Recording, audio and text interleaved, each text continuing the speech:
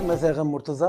एमएनबी के live broadcast में आपका एक बार फिर स्वागत है और आज हम बात कर रहे हैं कोरोना काल के बाद के हालात पर। ये पूरी दुनिया एक बहुत बड़ी परेशानी से अभी निकल कर आई है और इसके बाद जो हालात हैं, उनमें लोगों को दुनिया जहान की परेशानियों का सामना करना पड़ रहा है, उनके रोज़गार पर असर पड़ा है, कई लोगों के कारोबार डूबे हैं, कई लोगों की नौकरियाँ गई हैं, कंपनियों ने छँटनियाँ की हैं।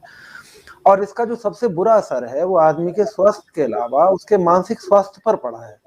हम ये देख रहे हैं कि लोग डिप्रेशन के शिकार हैं, एंजाइटी के शिकार हैं और इन परेशानियों से निकलने का उनके पास कोई रास्ता नजर नहीं आता है। हमारे साथ आरिफ हुसैन हैं जो माइंडसेट कोच हैं, जो इस तरह के मामलों में लोगों को सलाह देते हैं और बताते हैं कि इस परेशानियों से या मानसिक परेशानियों से खास तौर पे कैसे निकला जाए और कैसे दुनिया को जो है सामना किया जाए। आरिफ, बहुत बहुत स्वागत है आपका हमारे प्रोग्राम में। और हम पहला सवाल आपसे यही करेंगे कि पेंडेमिक के बाद की जो दुनिया है वो पेंडेमिक से पहले की दुनिया से किस तरह अलग है? नमस्कार और आपका बहुत बहुत धन्यवाद ज़ैगम साहब इस शो में बुलाने के लिए। तो जो आपने सवाल पूछा बहुत ही ख़ास सवाल है और पिछले करीब ये जो 1.5 साल से भी ज़्यादा का वक्त गुजरा है, इसमें लोगों ने जितना परेशानियों को झेला है इतना शायद उससे पहले कभी नहीं सोचा भी नहीं होगा। लोगों की लाइफ के 3 जो अहम पहलू है, चाहे उनके फाइनेंसेस हो, उनकी रिलेशनशिप, उनकी हेल्थ, तीनों पर इसका असर पड़ा है। अभी मैं एक स्टडी देख रहा था, उसमें देखा गया कि 56% पॉपुलेशन इंडिया की, उनको ऐसा लगता है कि उनकी इनकम बहुत कम हो गई है और उनके पास पैसे की कमी है। और पैसा जो फाइनेंसिस है वो इतना इम्पोर्टेंट एस्पेक्ट है, पूरी जिंदगी उसके चारों तरफ रिवॉल्व होती है। उसमें से एक रीज़न है कि लोगों कंपनीज ने छटनी की है। एक रीज़न है कि जो लोग बचे हुए हैं कंपनी में उनके ऊपर वर्क प्रेशर ज़्यादा है, कि वो पहले जो लोग लेट्स से 100 लोग सेम काम कर रहे थे, अभी 50 लोग कर रहे हैं। तो ये एक एग्जाम्पल है। ये एग्जैक्टली सेम नंबर्स नहीं है।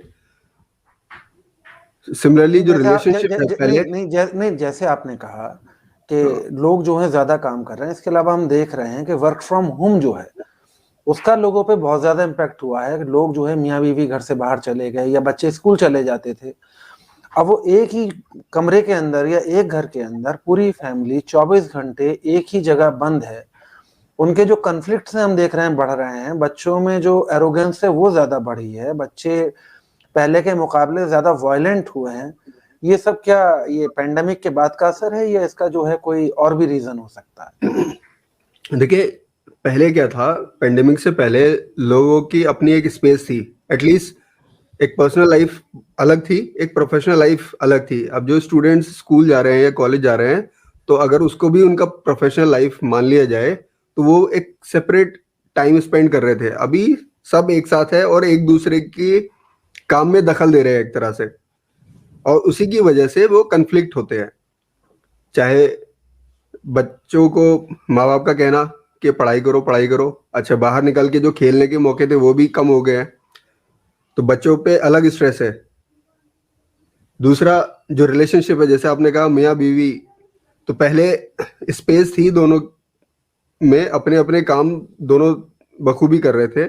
अभी क्योंकि सब एक साथ है और इतना एक दूसरे को देखने की शायद पहले आदत नहीं थी, अभी एक साथ रह रहे हैं, एक दूसरे के काम में अगेन दखल दे रहे हैं, तो उसकी वजह से भी स्ट्रेस बढ़ता है।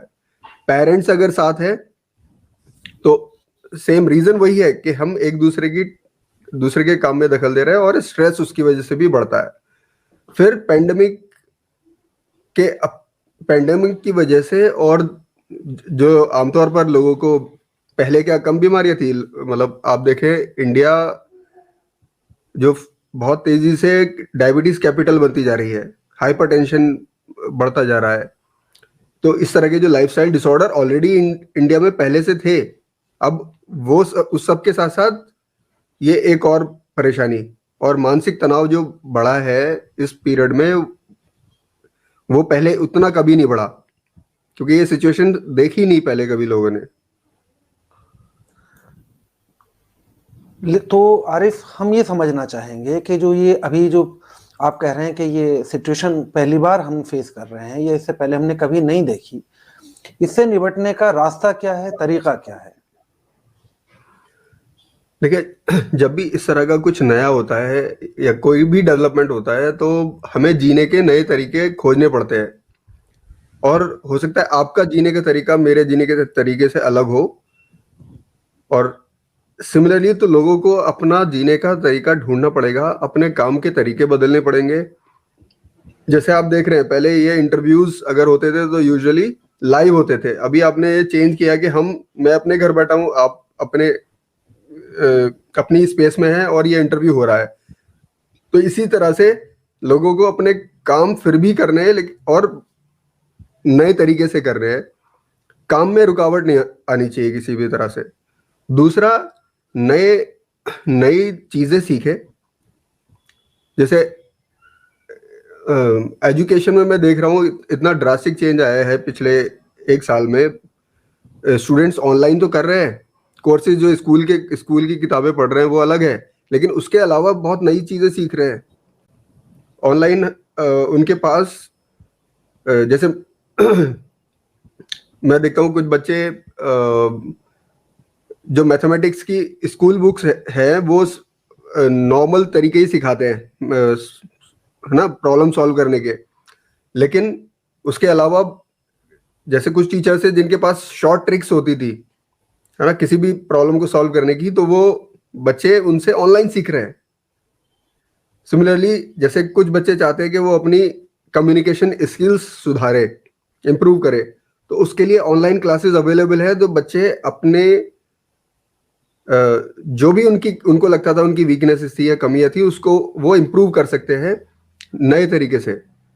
आजकल बाउंड्रीज नहीं बची है। अब ये ऑनलाइन क्लासेस या ऑनलाइन सब कुछ आने की वजह से बाउंड्रीज नहीं बची है, कोई लिमिट नहीं रह गई है। आप जरूरी नहीं है कि आप इंडिया के किसी से सीखे। अगर आपका कांटेक्ट है, आप किसी नेटिव स्पीकर से इंग्लिश सीख सकते हैं। अगर आप सीखना चाहते हैं या कोई और लैंग्वेज सीखना चाहते हैं तो आप नेटिव स्पीकर से सीख सकते हैं। तो we are living beyond boundaries now. लेकिन बियॉन्ड बाउंड्रीज तो ठीक है, ये बड़े लोगों के लिए या एडल्ट्स के लिए या जो मैच्योर्ड लोग हैं उनके लिए तो समझ में आता है।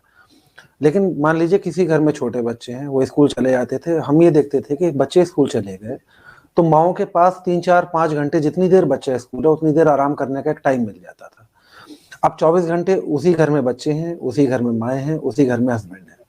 तो वो जो आराम का जो पीरियड है या जो एक मानसिक जो एक रेस्ट का पीरियड मिल जाता था या नींद पूरी हो जाती थी, वो चीज हम समझ रहे हैं कि सबका क्योंकि टाइम एक जैसा नहीं हो सकता, कि बच्चों का और पेरेंट्स का सोने का टाइम अलग है, उनका जो है मैनेजमेंट का एक तरीका अलग था, सब कुछ। अब उसमें जो है वो जो डिप्रेशन बढ़ रहा है, वो उससे कैसे निपटेंगे फिर? देखिए, बात बिल्कुल सही है। ये सारे चेंजेस तो हो रहे हैं और आने वाले टाइम में सिचुएशन इंप्रूव भी होगी, लेकिन एग्जैक्टली सेम वो नहीं होगी जो पैंडेमिक से पहले थी, क्योंकि बहुत सारे जॉब्स और बहुत सारे सीखने के तरीके शायद बदल जाएंगे। अब आप जैसे बोल रहे हैं कि बच्चों का टाइम अलग था सोने का, पेरेंट्स का अलग था, उनके काम करने के तरीके और टाइमिंग्स अलग थे। अब जब सिचुएशन आ गई है, हम एक साथ है, देखिए ब्रेन को समझना पड़ेगा। माइंड में आप अपने माइंड को बोलते क्या है उसका बहुत असर पड़ता है आपके एक्शंस पे। अब जो इस सिचुएशन को देख रहे हैं इस तरह से कि उनके पास टाइम की कमी है या उनके पास स्पेस की कमी है, उन्हें पर्सनल स्पेस नहीं मिल रही है, बच्चे, पेरेंट्स, मियाँ बीवी सब एक साथ है, तो ये भी सही है। अब लेकिन वो प्रॉब्लम पे हम ज्यादा फोकस कर रहे हैं। ये इस सिचुएशन में आके हमें प्रॉब्लम की जगह सॉल्यूशन पे फोकस करना चाहिए। प्रॉब्लम तो है, वो डायग्नोज हो गई, अब उसका सॉल्यूशन क्या है? सॉल्यूशन है कि एक टाइम डिसाइड करें जब आप एक दूसरे के साथ समय बिताएंगे। जैसे रात को डिनर मतलब आप तीनों टाइम का खाना एक साथ खा रहे हैं, तो खाना खाते हुए आप बात कर सकते हैं एक दूसरे की लाइफ के बारे में। लेकिन उसके अलावा जो इस पढ़ाई का जो जैसे टाइम है बच्चों का, उसमें पढ़ाई में दखल ना दे, उनको दूर से देखे, समझे कि वो क्या कर रहे हैं। क्लास की जगह वो ऑनलाइन वीडियो तो नहीं देख रहे हैं, नजर रखे, लेकिन उसमें बहुत ज्यादा दखल ना दे। और सबसे जरूरी है कि उनमें भरोसा, उनमें यकीन पैदा करें कि आप उन पर यकीन करते हैं। अच्छा, सेम दूसरी आप बड़ों के साथ भी कर सकते हैं। एक परेशानी ये भी है कि मान लीजिए रिलेशनशिप बहुत अच्छी है और मतलब हस्बैंड वाइफ बहुत अच्छे से रहते चले आए हैं, लेकिन इतने समय एक साथ गुजारने की उन्हें शायद आदत नहीं थी, और शादी के बाद या जब भी उनका टाइम गुजरा है तो घर में, एक घर के अंदर या एक चार दीवारी के अंदर आदमी दिन में अपने काम पर चला गया, शाम को लौट आया, या उसकी एक सोशल लाइफ है, कहीं घूमने चला गया, वाइफ की कहीं मान लीजिए मोहल्ले में कोई सोशल लाइफ है, सोशलाइजेशन है, कोई आ गया चला गया, तो लोगों से उनका इंटरेक्शन खत्म हो रहा है, बाहर जाने आने का टाइम खत्म हो रहा है, इंटरेक्शन के नाम पे वही गिनती के भाई बच्चे हैं या पेरेंट्स हैं। अब जब बाहर निकलेंगे नहीं, दूसरे से इंटरेक्शन नहीं होगा, तो जो उनकी सोशल या साइकोलॉजिकल नीड्स हैं वो पूरी नहीं हो रही हैं फिर। तो ऐसे मामलों में जो कॉन्फ्लिक्ट बढ़ रहे हैं उनका क्या इलाज है, कुछ है आपके पास सोल्यूशन? देखिए, सॉल्यूशंस तो इंडिविजुअली ही ढूंढने पड़ेंगे। तो अगर हम ये सोचे कि कोई एक है ना रामबाण इलाज या कोई टॉनिक या कोई ऐसी एडवाइस मिल जाए जो एक एडवाइस सबके लिए काम कर जाए, ऐसा बहुत मुश्किल है। तो बेसिकली बजाय आंसर देने के, अगर हम अपने आप से पूछे कि ऐसा मैं क्या करूं कि मेरी जो सोशल नीड है वो पूरी हो जाए। जैसे हमारे पास एक ऑप्शन है, हम आपस में अभी ऑनलाइन बात कर रहे हैं, सिमिलरली ऑनलाइन बात कर सकते हैं। फोन अवेलेबल है 24/7 आजकल, उस पर बात कर सकते हैं। जो आस पड़ोस के लोग हैं उनसे कनेक्टेड रह सकते हैं। उसके अलावा ये जरूर रखें कि जो पर्सनल स्पेस है, या लेट्स से मियाँ जो हस्बैंड है उसका एक काम है, उसमें बीवी दखल ना दे, और जो बीवी का एक एरिया है काम का, चाहे वो बाहर जाकर काम करे या घर में काम करे, दोनों ही कामों में हस्बैंड एक दूसरे को पता हो कि क्या कर रहे हैं, लेकिन उसमें बहुत ज्यादा दखल ना हो, और वो काम करने की एक आजादी रहे, एक दूसरे के पास स्पेस रहे। अच्छा, इसके अलावा अगर हम बात करें तो एक इशू ये भी आ रहा है कि आपने कहा कि ठीक है ऑनलाइन ऑप्शंस हैं या आप जो है ऑनलाइन लोगों से कनेक्टिविटी कायम कीजिए, लेकिन दूसरी दिक्कत ये आ रही है कि जो स्क्रीन टाइम लोगों का जो कंजम्पशन बढ़ा है उससे उनकी आंखों पर, उनका जो है साइकोलॉजी पर और उनके जो मेंटल स्टेट है उस पर, उसका भी नेगेटिव इम्पैक्ट पड़ रहा है कि लगातार स्क्रीन पे कब तक आदमी जो है सस्टेन करेगा, ये कैसे बचा रहेगा? बिल्कुल, बहुत सही बात है, और ये हो रहा है कि जिन लोगों के चश्मे नहीं लगे हुए थे उनके लग गए हैं, जिनके नंबर ऑलरेडी थे उनके बढ़ गए हैं, या मतलब कुछ ना कुछ चेंजेस आए हैं। तो उसका तरीका यही है कि आप एक डिमार्केशन रखें कि ये टाइम है या ये पीरियड है, इतना मैं लोगों से कनेक्ट रहूंगा, या मैं ऑनलाइन काम अगर करना है तो ऑनलाइन काम करूंगा, और जब जो बाकी का टाइम है मैं उसमें बिल्कुल उसको, स्क्रीन को देखूंगा ही नहीं। तो आप अवेयर रहो, सबसे ज्यादा जरूरी है कि आप कितना स्क्रीन टाइम ले रहे हैं वो आपको पता होना चाहिए, उसमें ज्यादती ना हो। दूसरा, कुछ इसके भी कुछ टेक्निक्स है, जैसे अभी हम बात कर रहे हैं तो एक तरीका तो ये है कि मैं स्क्रीन में देखकर आपसे बात करूं, या दूसरा बीच बीच में मैं नजर बचाकर बात कर सकता हूं, ठीक है। और ब्रेक ले सकते हैं, जैसे हर आधे घंटे बाद वैसे भी ब्रेक लेना ही चाहिए, ठीक है, सो दैट आप उठ के मूव कर सको। मतलब अगर आप WHO रिकमेंडेशन देखेंगे तो इट सेज कि आपको हर आधे घंटे बाद मूव करना चाहिए, चेयर पे ना बैठे रहे। तो सिटिंग इज न्यू स्मोकिंग। तो जो जो नुकसान स्मोकिंग से होते हैं वो सिटिंग से भी होते हैं। तो एक तो आपको सिटिंग से भी बच गए, दूसरा आप स्क्रीन को घूरने से भी बच गए। नहीं, आप कह रहे हैं कि बच गए, मैं देख रहा हूँ लोगों को कि मैं बहुत सारे फ्रेंड्स को अपने जानता हूँ जो कभी मोबाइल यूज नहीं करते थे या उनका मोबाइल कंजम्पशन बहुत कम था। अब उन्हें ऐसी आदत पड़ गई कि बैठे बैठे बात कर रहा है, फोन उठा लिया, 2 मिनट में बात हुआ, फिर उसे डिस्ट्रक्शन हुआ। मतलब पहले जो है फोन डिस्ट्रैक्ट करता था, अब ऐसा लगता है कि हम्म। आदमी आदमी को डिस्ट्रैक्ट कर रहा है, उसका फोन में उसका जो इंटरेस्ट ज्यादा है और वो आदमी में उसका इंटरेस्ट है ही नहीं उसमें। हाँ, तो फोन फोन जो है बॉडी का एक पार्ट बन गया है, और अभी ऐसा ही रहने वाला है।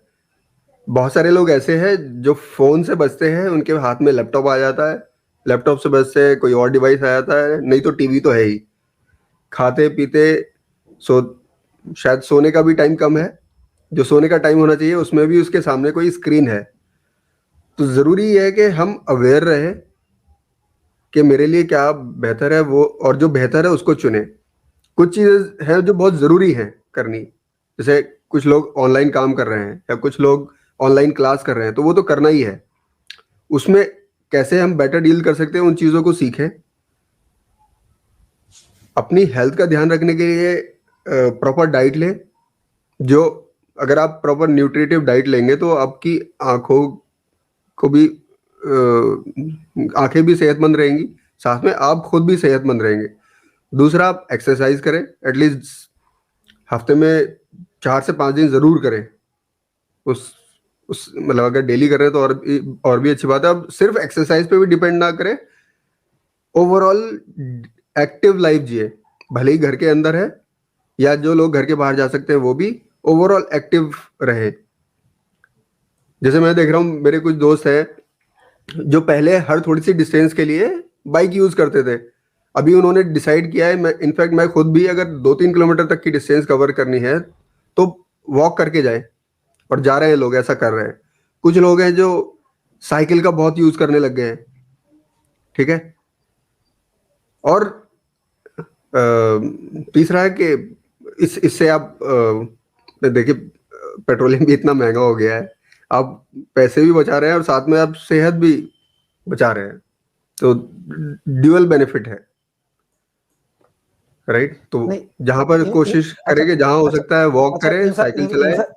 अच्छा, ये तो हो गया सेहत का सवाल।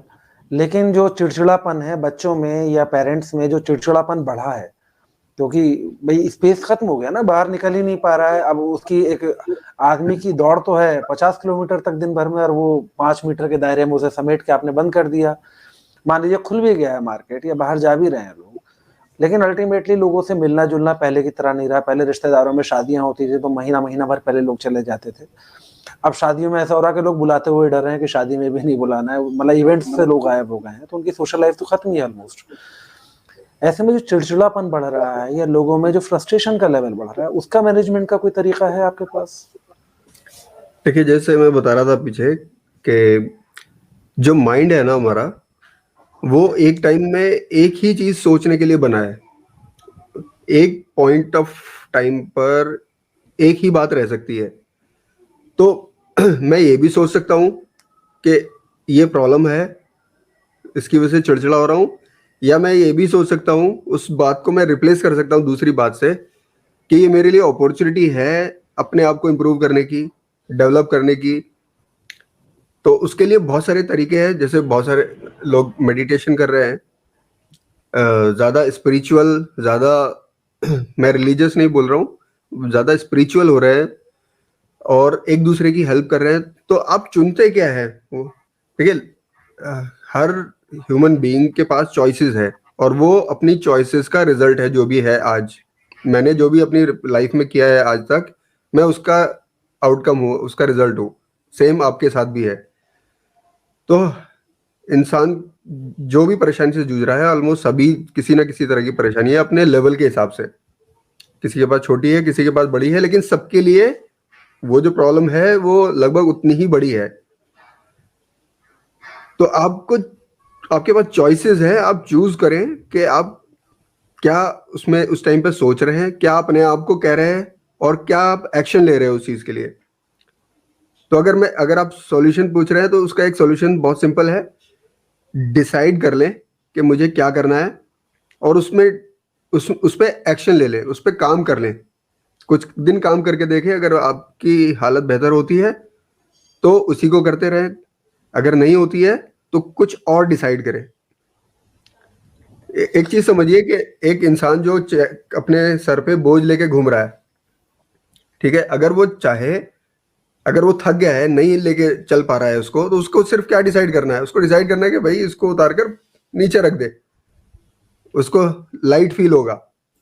उसके बाद भले ही से थोड़ी देर आराम करने के बाद भले ही से उसको रख के फिर अगर उसको लेके जाना ही है, लेकिन कुछ बोझ इंसान जो गैर जरूरी होते हैं उनको भी लेके घूम रहा होता है। तो ऐसे बोझ को तो बिल्कुल दोबारा उठाना ही नहीं है, उसको गिराए, डिसाइड कर लें कि उसको दोबारा नहीं उठाना है और आगे बढ़े। अच्छा, इसके बाद जो सबसे खतरनाक सवाल है और जो सबसे खतरनाक हालात हैं आज के, मैं भी एक डेटा पढ़ रहा था या मैं खबर पढ़ता हूँ या सुबह अखबार उठाता हूँ, तो मैं देख रहा हूँ दिल्ली एनसीआर जैसे रीजन जहाँ पे लोगों का इनकम लेवल बाकी हिंदुस्तान से बेहतर था या कई रूरल एरिया से बेहतर था, वहाँ पर एकदम सुसाइड का जो रेट है बहुत ज़्यादा बढ़ गया। लोगों के ईएमआईज के इश्यूज रहे हों या उनका सोशल एक स्ट्रक्चर मेंटेन करने वाला मसला रहा हो, या एकदम जैसे आपने शुरू में कहा कि उनकी इनकम एकदम डिप हो गई है, उन्होंने मान लिया कि मेरी इनकम बहुत ज़्यादा कम हो गई है और I can't manage in it. तो इस तरह के जो मामले हैं ये, क्योंकि ये अल्टीमेटली हम जिस दुनिया में हैं वहाँ पे आदमी की ज़िंदगी मोस्ट प्रेशियस थिंग है। हमें आदमी की ज़िंदगी का सवाल जो है, हम कहते हैं कि ये आदमी को बचाना सबसे बड़ा जो है इंसानियत है। इन हालात में कैसे जो है डिप्रेशन से बचें और कैसे लोगों को सलाह दें कि वो सुसाइड या इस तरह के जो है बहुत एक्सट्रीम स्टेप से बचें जो उनके लिए या उनकी फैमिली के लिए, क्योंकि हम देख रहे हैं ना आदमी खुद भी सुसाइड कर रहा है, पूरी पूरी फैमिली सुसाइड कर ले रही है। तो ये तो देखो, ये तो शिफ्ट ऑफ प्रॉब्लम है, मतलब सुसाइड जो है वो सॉल्यूशन नहीं है। आप मर गए, आपने अपना जो परेशानियां थी वो दूसरे के कंधे पर डालकर आप चले गए, परेशानी तो वहीं रखी है, परेशानी खत्म नहीं हो रही है। आप चले गए, आपके पीछे जो लोग जिंदा बचे हैं फिर वो परेशानी को उन्हें फेस करना है। तो इस मामले में आप क्या सलाह देंगे, कैसे लोग बचें इन हालात से, मतलब एक्सट्रीम स्टेप बचाने से, उठाने से किस तरीके से बचा जाए? देखिए, एक तो बहुत ज़रूरी सवाल आपने इसका जवाब खुद ही दे दिया है। वो ये है कि अपने आप से क्वेश्चन करें जब भी सिचुएशन में हो कि अगर ये मैं नहीं करूंगा तो कौन करेगा। जैसे मैं बहुत परेशान हूँ किसी भी वजह से और मैं डिसाइड करता हूँ कि है ना, मैं वो एक्सट्रीम स्टेप ले लेता हूँ, तो क्या होगा, मेरे से जो जुड़ी हुई जिंदगियां हैं उन पर क्या असर पड़ेगा। मेरे एक स्टेप से उनकी लाइफ ड्रास्टिकली चेंज हो जाने वाली है आगे, और पता नहीं किस तरह से, किस डायरेक्शन में वो लाइफ जाएगी। प्रॉब्लम मैं कम करने की बजाय मैं एक्चुअली उनकी प्रॉब्लम बढ़ा के चला जाऊंगा। तो ये क्वेश्चन बहुत ज़रूरी है जो आपने अभी बोला। तो ये हर इंसान अपने आप से पूछे कि अगर मैं नहीं करूंगा तो कौन करेगा। एक करना तो किसी ना किसी को है ही। दूसरा, अपनी लाइफ को वैल्यू इतनी दे कि वो प्रॉब्लम छोटी लगे, अपने आप को उन प्रॉब्लम से बड़ा बनाए। हो सकता है अभी ना हो, अभी छोटी हो वो, अभी आपको लगे कि मैं वो प्रॉब्लम्स मेरे से बड़ी है, लेकिन जब आप अपने आप को ये कहते हैं कि मैं प्रॉब्लम से बड़ा हूं, तो धीरे धीरे धीरे धीरे आपका ब्रेन, आपका माइंड यकीन करने लगेगा इस बात पे, और जब वो यकीन कर लेगा तो रास्ते भी ढूंढेगा। लेकिन वो तो बिल्कुल रास्ता है ही नहीं। तो आप ये कह रहे हैं कि रूल योर ओन माइंड वाला जो एक कॉन्सेप्ट है कि अपने दिमाग पर रोल करें और अपने दिमाग को कमांड करें, और वो जो चाहता है दिमाग को वो ना करने दें, जो आप चाहते हैं वो दिमाग करे। बिल्कुल। लेकिन ये चीज़ मैं अपने जितने मेरे क्लाइंट्स हैं, इनफैक्ट बहुत सारे स्टूडेंट्स हैं, मैं उनको हमेशा बोलता हूँ कि अपने ब्रेन को ऐसा समझिए कि ये कोई थर्ड पर्सन है और आपको उसको लीड करना है। आप लीडर हो ग्रुप के और आपको उसको लीड करना है, उसको अपने हिसाब से चलाना है। तो आप वो मत करिए जो दिमाग में आ रहा है, क्योंकि दिमाग तो बना ही सोचने के लिए, उस टाइम उसमें हमेशा कुछ ना कुछ आता रहेगा। कभी कुछ खाने के लिए, कभी कुछ पहनने के लिए, कभी कुछ करने के लिए, कभी कुछ ना करने के लिए। लेकिन चूज आपको करना है, डिसाइड आपको करना है, अपने दिमाग को लीड आपको करना है। और वो जो लीडरशिप की हम बात करते हैं, तो लीडरशिप शुरू खुद से ही होती है। तो जो इंसान अपने आप को, अपने ब्रेन को कंट्रोल नहीं कर सकता, वो दूसरों को कैसे लीड कर सकता है। तो लीडरशिप बहुत जरूरी है, और हमें चाहिए लोग ऐसे जो जो दूसरों को लीड कर सके सही रास्ते पर। और जो जो एक्सट्रीम स्टेप की आप बात कर रहे हैं, ये तो किसी भी तरह से, चाहे वो रिलीजियस हो, चाहे वो है ना पर्सनल लेवल पे, मतलब किसी को तो बेनिफिट हो रहा हो ना हमारे एक्शन से। इससे किसको बेनिफिट हो रहा है? किसी को भी नहीं। किसी भी व्यू से ये सही नहीं है। आखिर में चलते चलते एक सवाल हम पूछेंगे स्टूडेंट्स के लिए, क्योंकि पढ़ाई के तरीके बदले, बीच में क्लासरूम्स नहीं हुए, पूरा पूरा समझिए कि बहुत सारे बच्चे हैं जिनका पूरा पूरा सेशन जो है वो फ्रॉम होम हो गया या ऑनलाइन क्लासेस में चला गया। तो पढ़ने के जो तरीके हैं वो बदल गए, ऑनलाइन स्क्रीन कंजम्पशन बढ़ा, बुक्स का जो उनका इंटरेस्ट है वो ख़त्म हो गया। और उसका इम्पैक्ट ये हुआ कि लोग जो है सिर्फ कोर्स की बुक नहीं, बाकी जो उनके जो पर्सनल लाइफ में और जो पढ़ने की जो हैबिट थी वो चली गई है कहीं। उसे रिटेन करने का क्या तरीका है और किस तरीके से जो आने वाले दिन हैं, क्योंकि अब ये पेंडेमिक भी कभी तो खत्म होगा ऐसा तो है नहीं, और जो इस दौर के बच्चे हैं जिन्हें बगैर आंसर शीट लिखे जिनके रिजल्ट आ गए या जिन्हें बिना पढ़े जो है वो पास हो गए, ये लोग दुनिया में सस्टेन करना कितना मुश्किल होगा ये हम समझ सकते हैं। तो उन बच्चों के लिए क्या सलाह है आपकी, वो क्या करें इस टाइम के आने वाले वक्त में? मान लीजिए अगर उनका रिजल्ट भी जो है अगर वो कहीं सवाल के घेरे में हो, तो उनके जो पर्सनल स्किल है या उनकी जो एजुकेशन का जो लेवल है, जो मेंटल स्टेट ऑफ माइंड है, वो जो है वो उस पर सवाल कोई खड़ा ना करे फिर। देखिए, जो जो मैं समझ पा रहा हूँ, आने वाले टाइम में डिग्रीज और सर्टिफिकेट्स की वैल्यू ऑफ कोर्स होगी, लेकिन उससे कहीं ज्यादा होगी कि वो बंदा अपने अंदर क्या कैरी कर रहा है, क्या उसकी सलाहियत है, क्या उसके स्किल्स हैं, क्या कॉम्पिटेंसीज है, वो ज्यादा मैटर करेगा बजाय इसके कि उसके पास सर्टिफिकेट्स क्या है। अब लेट्स से किसी ने बिना एग्जाम दिए 12th कर लिया है और उसके 95% मार्क्स भी हैं, तो आप ये समझिए ना कि जो जो बाकी ग्रुप है बच्चों का, वो उनके भी तो उसी रेंज में मार्क्स होंगे। अभी आप देखें, जो एक हम जब हमने 12th की थी तो उस पीरियड में 90% के ऊपर कितने लोगों के मार्क्स होते थे, और आज 90s के ऊपर कितने हैं, तो बहुत बड़ा डिफरेंस है। तो इम्पोर्टेंट ये है कि वो बच्चे अपनी जो स्टडी कर रहे हैं उससे वो सीखते क्या है, बजाय इसके कि मार्क्स कितने आ रहे हैं। क्योंकि जो एक्चुअल लाइफ है ना, उसमें मार्क्स की वैल्यू सिर्फ एक एंट्री दिलाने तक है, लेकिन सस्टेन करने के लिए आपको आपके स्किल्स चाहिए होंगे। आरिफ, आपने हमसे बात की, उन तमाम मुद्दों पर बात की जिनका जवाब जो है लोग जानना चाहते हैं। हम फिर कोशिश करेंगे कि आपसे फिर किसी दिन कनेक्ट हों, नए सवालों के साथ, किसी नए मुद्दे के साथ जो मेंटल हेल्थ से या मेंटल स्टेट से लोगों के जुड़ा हो। और आप हमारे साथ आए, हमें बहुत अच्छा लगा। शुक्रिया हमारे साथ आने के लिए। और फिर उम्मीद करेंगे कि एक बार फिर हम किसी और मुद्दे पर आपसे दोबारा बात करें। धन्यवाद।